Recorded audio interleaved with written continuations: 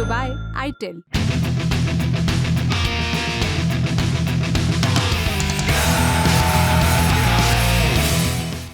हाय, मेरा नाम है उपासना और आप देख रहे हैं द लल्लन टॉप का डेली फाइनेंशियल बुलेटिन खर्चा पानी। 1 फरवरी को आम बजट पेश होगा। इस बजट को लेकर कई उम्मीदें हैं। जैसे 15 लाख तक सालाना कमाई करने वालों के लिए सरकार टैक्स कटौती करके बड़ी राहत दे सकती है। इस बारे में हमने खर्चा पानी के 993 एपिसोड में विस्तार से बात की थी। इसका लिंक आपको डिस्क्रिप्शन में मिल जाएगा। लेकिन ये भी हो सकता है कि आगामी बजट में सरकार पेट्रोल और डीजल की कीमतों में कटौती को लेकर कोई बड़ा ऐलान कर दे। ऐसा इसलिए माना जा रहा है क्योंकि देश के सबसे बड़े उद्योग संगठनों में से एक CII ने अपने बजट सुझावों में ईंधन पर एक्साइज ड्यूटी घटाने की सिफारिश की है। इसके अलावा सरकारी पेट्रोल पंप डीलरों के सामने एक बड़ी मुसीबत है। इसके चलते भी माना जा रहा है कि आने वाले दिनों में पेट्रोल और डीजल सस्ते हो सकते हैं। पेट्रोल पंप डीलर किस परेशानी का सामना कर रहे हैं, इस बारे में हम आगे अच्छे से बताएंगे।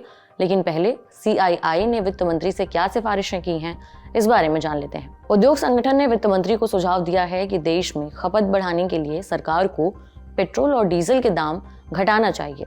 CII का तर्क है कि ईंधन की कीमतें महंगाई को काफी हद तक बढ़ाती हैं। खास तौर से गरीब तबके पर ईंधन की महंगाई का काफी असर पड़ता है। उद्योग संगठन का कहना है कि अगर सरकार ईंधन पर एक्साइज ड्यूटी घटाने का फैसला लेती है तो इसका फायदा आम लोगों को मिलेगा, क्योंकि तेल के दाम घटने से महंगाई कम होगी। महंगाई घटेगी तो लोगों के पास डिस्पोजेबल इनकम बढ़ेगी, मतलब खर्च करने योग्य इनकम बढ़ेगी। इनकम बढ़ने से लोग अपनी ज़रूरत के सामान खुलकर खरीद पाएंगे। इससे उद्योगों का पहिया तेजी से घूमेगा और इकोनॉमी को भी फायदा होगा। उद्योग संगठन ने वित्त मंत्री से कहा कि सेंट्रल एक्साइज ड्यूटी पेट्रोल की खुदरा कीमत का लगभग 21% और डीजल के लिए 18% है।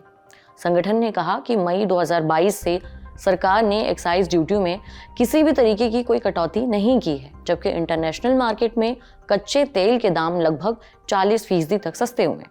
बता दें कि देश की आर्थिक ग्रोथ में निजी खपत का 60% का योगदान है। लेकिन कई मीडिया रिपोर्ट्स में कहा गया है कि शहरों में मिडिल क्लास को जीवन यापन करने के लिए काफ़ी कठिनाई उठानी पड़ रही है, क्योंकि महंगाई बढ़ी है और महंगी ब्याज दरों से उनकी कमाई पर असर पड़ा है। इसलिए मिडिल क्लास अपने खर्चे घटा रहा है। RBI के आंकड़े बताते हैं कि भारतीय परिवारों की शुद्ध घरेलू बचत लगभग 50 सालों में सबसे कम स्तर पर पहुंच गई है। CII के महानिदेशक हैं चंद्रजीत बनर्जी। उन्होंने कहा, घरेलू खपत का भारत की ग्रोथ में महत्वपूर्ण योगदान है, लेकिन महंगाई के दबाव ने लोगों की खरीदने की क्षमता को कुछ हद तक कम कर दिया है। सरकार के हस्तक्षेप से लोगों की डिस्पोजेबल इनकम में वृद्धि हो सकती है। अब कच्चे तेल का ताजा हाल भी जान लेते हैं। CII की तरफ से एक्साइज ड्यूटी कम करने की सिफारिश के बीच पेट्रोल की कीमतों में कटौती को लेकर सरकार का पक्ष भी सामने आया है। बिजनेस टुडे में एक रिपोर्ट छपी है जो बताती है कि हाल ही में एक पॉडकास्ट में केंद्रीय पेट्रोलियम मंत्री हरदीप सिंह पुरी ने संकेत दिया है कि अगर इंटरनेशनल मार्केट में कच्चे तेल के दाम स्थिर हो जाते हैं, साथ ही दुनिया भर के कई देशों में जो अशांति जारी है वो कम हो जाती है, तो ईंधन की कीमतें कम हो सकती हैं। उन्होंने आगे कहा कि मौजूदा समय में इंटरनेशनल मार्केट में कच्चे तेल के दाम 72 से $73 प्रति बैरल के आसपास चल रहे हैं। अगर कीमतें इसी लेवल पर या इसके अंदर बनी रहती हैं और या फिर कम होती हैं, तो फिर पेट्रोल और डीजल की कीमतों में कटौती की गुंजाइश है।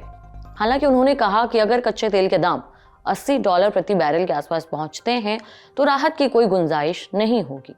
इसी पॉडकास्ट में पेट्रोलियम मंत्री ने पेट्रोल को GST के दायरे में लाने से इनकार किया है। उन्होंने कहा कि पेट्रोल हाल फिलहाल GST के दायरे में इसलिए नहीं आने वाला है क्योंकि मौजूदा आर्थिक स्थिति काफ़ी अस्थिर बनी हुई है।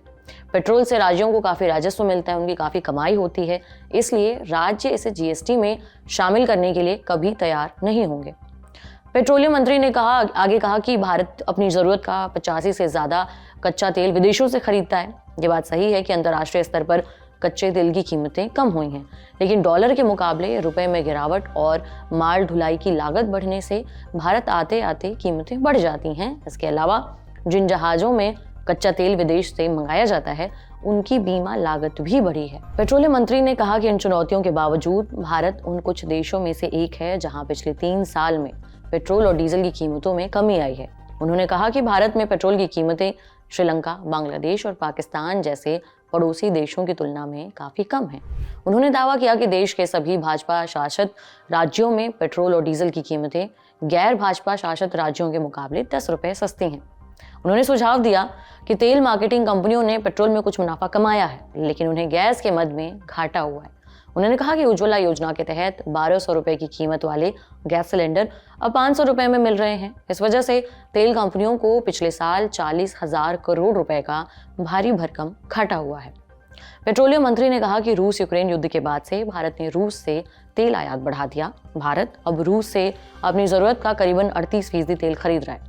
जब रूस यूक्रेन युद्ध शुरू हुआ था, उसके आसपास फरवरी 2022 में भारत रूस से सिर्फ 0.2% कच्चा तेल खरीदता था। रूस से तेल खरीदने से भारत को फायदा हुआ है। हालांकि गैस सब्सिडी के चलते पेट्रोलियम मंत्री भले ही ये दावा करें कि तेल कंपनियों को पिछले साल भारी घाटा उठाना पड़ा हो, लेकिन पेट्रोलियम एवं प्राकृतिक गैस मंत्रालय की तरफ से मई 2024 में जारी एक प्रेस रिलीज में बताया गया है कि वित्त वर्ष 2023-24 में सभी ऑयल मार्केटिंग कंपनियों का कुल मुनाफा करीबन 86,000 करोड़ रुपए रहा है। ये इससे पिछले वित्त वर्ष की तुलना में 25 गुना ज्यादा है। चालू वित्त वर्ष यानी 2024-25 की तीसरी तिमाही या जुलाई से सितंबर के बीच देश की तीनों तेल कंपनियों मसलन की Bharat petroleum corporation, Hindustan petroleum और इंडियन ऑयल कॉर्पोरेशन को 1991 करोड़ रुपए का नेट प्रॉफिट मिला है। रेटिंग एजेंसी इकरा की ताजा रिपोर्ट में कहा गया है कि कच्चे तेल की कीमतों में गिरावट के चलते भारत की जो ऑयल मार्केटिंग कंपनियां हैं, उन्होंने पेट्रोल और डीजल बेचकर काफी भारी भरकम मुनाफा कूटा है। रिपोर्ट के मुताबिक इंडियन ऑयल, हिंदुस्तान पेट्रोलियम और भारत पेट्रोलियम जैसी ऑयल मार्केटिंग कंपनियां पेट्रोल पर 15 रुपए प्रति लीटर और डीजल पर 12 रुपए प्रति लीटर का मुनाफा कमा रही हैं। Market research firm MK Global का भी कहना है कि तेल की कीमतों में गिरावट से इन कंपनियों को इसी साल सितंबर में 13-14 रुपए प्रति लीटर तक का प्रॉफिट हुआ है। अब आपको पेट्रोल पंप डीलर्स की उस मजबूरी के बारे में बताते हैं जिसकी वजह से ऐसा अनुमान लगाया जा रहा है कि सरकारी तेल कंपनियों को देर सबेर पेट्रोल और डीजल के दाम घटाने पड़ सकते हैं। दरअसल सरकारी तेल कंपनियां इस समय प्राइवेट तेल कंपनियों की वजह से बड़ी परेशानी में है। हिंदुस्तान टाइम्स में छपी एक रिपोर्ट में कहा गया है कि प्राइवेट तेल कंपनियां अपने पेट्रोल पंप्स पर 3 रुपए प्रति लीटर तक की छूट दे रही हैं। इस छूट को कंपनियों ने हैप्पी आवर्स डिस्काउंट का नाम दिया है।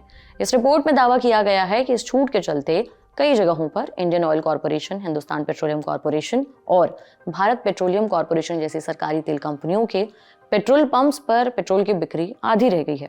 इसके चलते देश भर के डीलर्स ने सभी सरकारी तेल कंपनियों से पेट्रोल की कीमतों को तुरंत कम करने का आग्रह किया है। इस खबर में बताया गया है कि 12 दिसंबर को सोशल मीडिया पर प्राइवेट तेल कंपनी जियोबीपी की तरफ से किए गए एक पोस्ट में कहा है, ईंधन भरना आपकी सड़क यात्राओं और आवागमन का सबसे सुखद हिस्सा होने जा रहा है, क्योंकि जियोबीपी ने अपने हैप्पी आवर्स सेविंग ऑफर को आगे बढ़ा दिया है। आप सुबह 10 बजे से शाम 5 बजे के बीच पेट्रोल पंप पर 3 रुपए प्रति लीटर तक की बचत कर सकते हैं। इसके साथ ही ग्राहकों को बम्पर पुरस्कार जीतने का मौका भी मिलेगा। राजस्थान पेट्रोलियम डीलर्स एसोसिएशन के अध्यक्ष राजेंद्र सिंह भाटी ने हिंदुस्तान टाइम्स को बताया कि 10 दिसंबर को पेट्रोलियम मंत्रालय और 3 सरकारी स्वामित्व वाली तेल विपणन कंपनियों के चेयरमैन को पत्र लिखकर उनसे ईंधन की कीमतों में 4 से 5 रुपए प्रति लीटर की कटौती करने की मांग की गई है। उन्होंने लिखा है कि अगर सरकार तेल के दाम नहीं घटाती है तो प्राइवेट तेल कंपनियां जियोबीपी और नयारा एनर्जी उनका धंधा चौपट कर देंगी। उन्होंने आगे भी लिखा, हमारे पंपों पर पेट्रोल और डीजल की बिक्री में 30 से 40% की गिरावट आई है। अगर ये स्थिति 2-3 महीने तक जारी रही तो सरकारी तेल कंपनियों द्वारा चलाए जा रहे लगभग 30% पेट्रोल पंप निश्चित तौर पर बंद हो जाएंगे, क्योंकि डीलर लंबे समय तक अपने पंप का खर्च नहीं उठा पाएंगे। आपको बता दें कि केंद्र सरकार ने साल 2010 में पेट्रोल और डीजल की बिक्री को नियंत्रण से मुक्त कर दिया था। इसके बाद प्राइवेट कंपनियों को तेल की फुटकर बिक्री की अनुमति मिल गई। हालांकि सरकार का मानना था कि इससे तेल कंपनियों में कंपटीशन बढ़ेगा और लोगों को फायदा होगा। आपको ये भी बता दें कि गुरुवार यानी 2 जनवरी को इंटरनेशनल मार्केट में बेंचमार्क के तौर पर इस्तेमाल होने वाले ब्रेंट क्रूड ऑयल फ्यूचर का भाव $75 प्रति बैरल के आसपास था, जबकि WTI क्रूड वायदा का दाम 71 से $72 प्रति बैरल के आसपास दर्ज किया गया। वहीं कोलकाता, मुंबई जैसे बड़े शहरों में पेट्रोल के दाम 100 रुपए से भी ज्यादा बने हुए हैं। 2 जनवरी को नई दिल्ली में पेट्रोल की कीमत 94 रुपए 77 पैसे प्रति लीटर थी, जबकि मुंबई में गुरुवार को यानी 2 जनवरी को पेट्रोल की कीमतें 103 रुपए 50 पैसे प्रति लीटर है। इसी तरह कोलकाता में 2 जनवरी को पेट्रोल की कीमत 105 रुपए 1 पैसे है। डीजल की बात करें तो नई दिल्ली में 2 जनवरी को डीजल के दाम 87 रुपए 67 पैसे प्रति लीटर पर थे। मुंबई में 90 रुपए 3 पैसे और ये भाव कुछ ऐसा चल रहा है कुछ राज्यों में। आज के बुलेटिन में इतना ही। इसे लिखा था हमारे साथी प्रदीप यादव ने। आपको ये जानकारी कैसी लगी हमें ज़रूर बताएं कमेंट बॉक्स में। अगले एपिसोड तक अपना ख्याल रखें। देखते रहिए लल्लन टॉप। शुक्रिया।